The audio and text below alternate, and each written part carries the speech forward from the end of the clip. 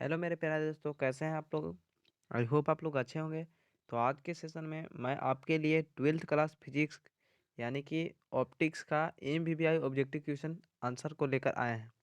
तो चलिए, आज के सेशन को आप लोग देखना ना भूलें और सभी क्वेश्चन को वन बाय वन के करके बारीकी से देखते जाइए ताकि आप लोग के माइंड में अच्छी तरह से सेट हो जाए। तो चलिए, पहला क्वेश्चन बोला जा रहा है।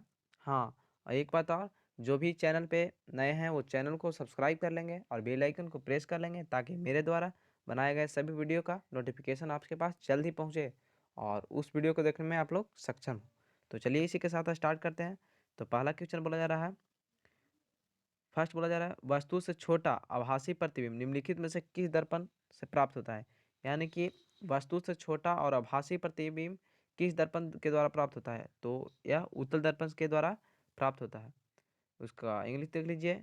By which of the following mirrors virtual image smaller than an object. तो ये कॉन्वेक्स के द्वारा बनता है, कॉन्वेक्स के द्वारा बनता है। टू देख लीजिए। तो टू बोला जा रहा है, किस कारण से हवा का बुलबुला पानी के अंदर चमकता नजर आता है। तो किस कारण से आता है, तो ये पूर्ण परावर्तन से आता है। What cause the air bubble to glow inside the water. तो ये टोटल इंटरनल रिफ्लेक्शन के कारण आता है। थ्री नंबर देख लीजिए। तो थ्री नंबर बोला जा रहा है, जल और कांच के पवर्तनांक क्रमशः 4/3 और 3/2 है। तो जल का कांच की अपेक्षा पवर्तनांक होगा तो इसका कितना हो जाएगा, तो इसका हो जाएगा 8/9 हो जाएगा। यानी कि थ्री का करेक्ट आंसर आप लोग का डी हो गया। तो अब देख लीजिए, थ्री नंबर हो गया। तो फोर नंबर देख लीजिए। तो फोर नंबर बोला जा रहा है, value of refractive index by increasing wavelength. यानी कि वेवलेंथ के बढ़ने से रिफ्रैक्टिव इंडेक्स यानी कि उसका मान में क्या अंतर आता है, तो उसमें घटता है। यानी कि वेवलेंथ बढ़ता है तो उसका तरंगदैर्घ्य का मान घटता है। यानी तरंगदैर्घ्य बढ़ने से अपवर्तनांक का मान, जब तरंगदैर्घ्य के बढ़ने के साथ साथ अपवर्तनांक का मान घटता है। तो फोर का करेक्ट आंसर आप लोग का ए हो गया। तो फाइव नंबर देख लीजिए। ऑप्टिकल फाइबर एक प्रकार का है, optical fibre in one type.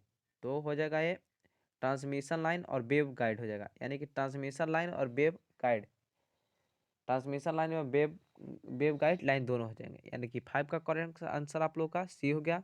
Six number देख लीजिए। प्रकाश वर्ष मात्रक है, तो ये light year is a unit of distance. यानी कि प्रकाश वर्ष दूरी का मात्रक है। किसका मात्रक है, तो प्रकाश वर्ष दूरी का मात्रक है। यानी सिक्स का करेक्ट आंसर आप लोग का ए हो गया। तो सेवन नंबर देख लीजिए। सेवन नंबर बोला जा रहा है कि फ्लैंडिंग का पवर्तनांक क्रोड के पवर्तनांक से होता है। यानी कि फ्लैंडिंग क्लैंडिंग का अपवर्तनांक क्रोड के अपवर्तनांक से होता है तो कितना होता है, तो उसका कम होता है, कम होता है। तब देख लीजिए eight number question. Eight number बोला जा रहा है, पानी के अंदर हवा का एक बुलबुला लेंस की तरह व्यवहार करता है। तो ये अवतल लेंस की तरह, किस लेंस की तरह व्यवहार करता है, तो ये अवतल लेंस की तरह व्यवहार करता है। A bubble of air inside the water behaves like a concave mirror. तो नाइन नंबर देख लीजिए। ऑप्टिकल फाइबर किस सिद्धांत पर कार्य करता है, तो ये पूर्ण आंतरिक परावर्तन पर कार्य करता है। क्या पूर्ण आंतरिक परावर्तन पे कार्य करता है। ऑप्टिकल फाइबर किस सिद्धांत पर कार्य करता है, तो ये पूर्ण आंतरिक परावर्तन पे के सिद्धांत पे कार्य करता है। नाइन नंबर देख लीजिए। तो नाइन नंबर बोला जा रहा है, जब श्वेत प्रकाश की किरण लेंस में प्रवेश करती है। क्वेश्चन नंबर 10 बोला जा रहा है, जब श्वेत प्रकाश की किरण लेंस में प्रवेश करती है तो निम्न में से किसमें परिवर्तित होता है, तो ये वेग और तरंगदैर्घ्य में परिवर्तन होता है। किसमें परिवर्तन होता है, तो वेग और तरंगदैर्घ्य में परिवर्तन होता है। 10 नंबर में इंग्लिश में उसी क्वेश्चन को देख लीजिए। Which of the following change when white rays of light entire the lens. यानी कि लेंस में एंट्री मारता है तो उसमें किस चीज़ में चेंज आता है, तो उसमें वेलोसिटी एंड वेवलेंथ में चेंज आता है। 11 नंबर क्वेश्चन देख लीजिए। तो 11 नंबर बोला जा रहा है, 11 नंबर बोला जाता है, when concave lens of glass is emerged in water. तो इसको क्या हो जाएगा, लेस डिवर्जेंट हो जाएगा। यानी कि कांच के अवतल लेंस को जब पानी में डुबाया जाता है, कांच के लेंस को, यानी कि जब कांच का लेंस रहता है उसको पानी में डुबाया जाता है तब यह हो जाता है, तो एक कम अपसारी हो जाता है, कम अपसारी हो जाता है। 12 नंबर देख लीजिए। दो उत्तल लेंस जो एक दूसरे के संपर्क में है, यानी कि दो गो लेंस उत्तल लेंस है और वो एक दूसरे के कांटेक्ट में है, का समतुल्य लेंस होता है तो उत्तल प्लस उत्तल मिलाकर क्या होगा, तो उत्तल ही बनेगा। अब कोई बोल देगा अवतल प्लस अवतल मिला के क्या बनेगा, तो अवतल ही होगा। तो two convex lenses are in contact, यानी कि उत्तल लेंस दोनों कॉन्टेक्ट में है, तो इक्विवेलेंट लेंस क्या हो जाएगा, तो कॉन्वेक्स ही हो जाएगा। 30 नंबर देख लीजिए, तो 30 नंबर बोला जा रहा है एक सरल सूक्ष्मदर्शी से बना हुआ प्रतिबिंब होता है, यानी कि एक सरल सूक्ष्मदर्शी simple microscope forms in image an image, तो क्या बनता है, यानी कि सिंपल माइक्रोस्कोप जो होता है वो काल्पनिक और सीधा बनाता है, यानी वर्चुअल एंड इरेक्ट। इरेक्ट को ही हिंदी में सीधा बोलते हैं और वर्चुअल को काल्पनिक। 40 नंबर देख लीजिए, तो 40 नंबर बोला जा रहा है किसी संयुक्त सूक्ष्मदर्शी की आवर्धन क्षमता नली की लंबाई के क्या होता है, तो नली की लंबाई के ये बढ़ने पर सीधे रूप से बढ़ता है, यानी कि नली की लंबाई के बढ़ने से सीधे रूप से बढ़ता है। तो अब यहाँ पे 40 नंबर हो गया। तो 50 नंबर देख लीजिए, जब माइक्रोस्कोप की नली की लंबाई बढ़ाई जाती है, जब माइक्रोस्कोप होता है उसकी नली की लंबाई को जब उसको बढ़ा दिया जाता है तब आवर्धन क्षमता क्या होता है, तो बढ़ जाता है। जैसे जैसे लंबाई बढ़ेगा वैसे वैसे उसकी आवर्धन क्षमता में भी चेंज आता है, यानी कि इंक्रीज कर जाता है। तो अब 60 नंबर देख लीजिए, तो 60 नंबर बोला जा रहा है जब हम किसी वस्तु को देखते हैं, क्या करते हैं, किसी वस्तु को मेरे द्वारा देखा जाता है तो रेटिना पर बनने वाला प्रतिबिंब कैसा होता है, तो ये वेरी इजी क्वेश्चन है, तो ये वास्तविक और उल्टा होता है, यानी कि 16 का करेक्ट आंसर आप लोग का बी हो जाएगा। तो अब 70 नंबर देख लीजिए, 70 नंबर बोला जाता है किस दोष को दूर करने के लिए अवतल लेंस का उपयोग किया जाता है, फिर वही बात, यानी कि अवतल है तो ट्रिक उसी तरह लगाएंगे, अवतल तो उसमें दूरदृष्टि को दोष करने के लिए, यानी कि अवतल लेंस का भार किया जाता है।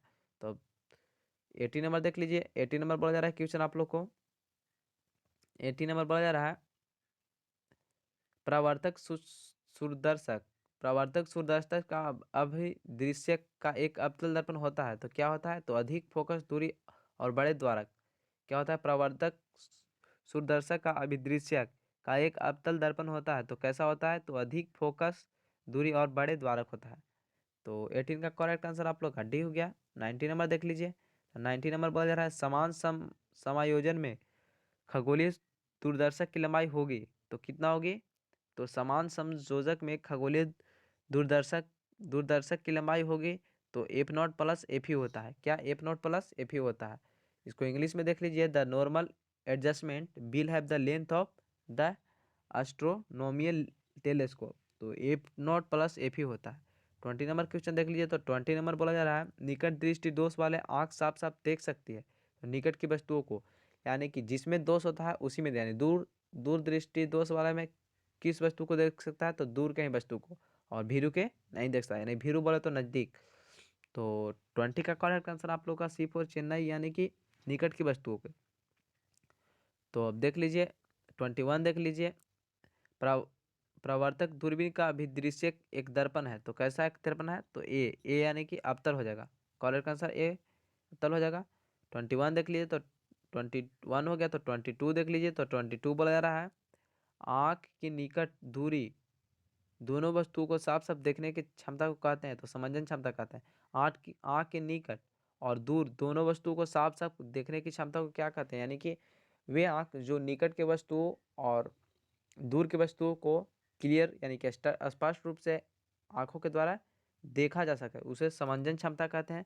तो इसको इंग्लिश में बाबा बोला जाता है power of accommodation, the ability of the eye, यानी कि आई की वह एबिलिटी जो near and far things clear देख सके, यानी कि जो near and far things clear is called, तो पावर ऑफ कमांडेशन यानी कि समंजन क्षमता बढ़ जाता है, यानी कि करेक्ट आंसर आप लोग का ए हो गया 22 का। 23 देख लीजिए, संयुक्त सूक्ष्मदर्शी में अंतिम प्रतिबिंब बनता है, तो यानी कि कैसा बनता है सूक्ष्मदर्शी में संयुक्त में, तो आभासी और उल्टा बनता है, यानी कि वर्चुअल और इन्वर्टेड बनता है। The final image in compound microscope, compound यानी कि संयुक्त सूक्ष्मदर्शी में वर्चुअल और इन्वर्टेड बनता है। 24 देख लीजिए, तो 24 बोला जा रहा है एक प्रिज्म से होकर गुजरने वाले श्वेत प्रकाश का न्यूनतम विचलन अवयव होता है, तो किस में होता है, तो लाल में होता है, लाल में होता है। अब 24 हो गया, तो 25 देख लीजिए, तो 25 बोला जा रहा है 25 आप लोग का बोला जा रहा है कि इंद्रधनुष का निर्माण किस कारण से होता है, तो वो वर्ण विक्षेपण के कारण होता है, किस कारण से होता है, तो वर्ण विक्षेपण के कारण होता है इंद्रधनुष का निर्माण। 25 हो गया। The reason why rainbow is created is, the reason why rainbow is created is, तो ये डिस्पर्सन के कारण क्रिएट होता है, डिस्पर्सन के कारण क्रिएटेड होता है। 26 देख लीजिए, तो तरंगदैर्घ्य बढ़ने से पूर्णांक का मान घटता है, that's very easy. Value of refractive index by increasing wavelength, यानी कि वेवलेंथ के बढ़ने से रिफ्रैक्टिव इंडेक्स का मान डिक्रीज करता है। रिफ्रैक्टिव इंडेक्स बोले तो यानी कि अपवर्तनांक। 27 देख लीजिए, आकाश का नीला प्रतिबिंबित होने के कारण है, तो यानी प्रकीर्णन के कारण आकाश का रंग नीला प्रतीत होता है। The sky appears blue becomes of because of because of scattering of light. 28 देख लीजिए, पतले प्रिज्म से उत्पन्न विचलन होता है, तो पतले प्रिज्म से उत्पन्न विचलन क्या होता है, तो म्यू माइनस वन इंटू ए, क्या म्यू माइनस वन इंटू ए, क्या म्यू माइनस वन इंटू ए। तो इसका करेक्ट आंसर आप लोग का हो गया। सॉरी, देख लीजिए यहाँ पे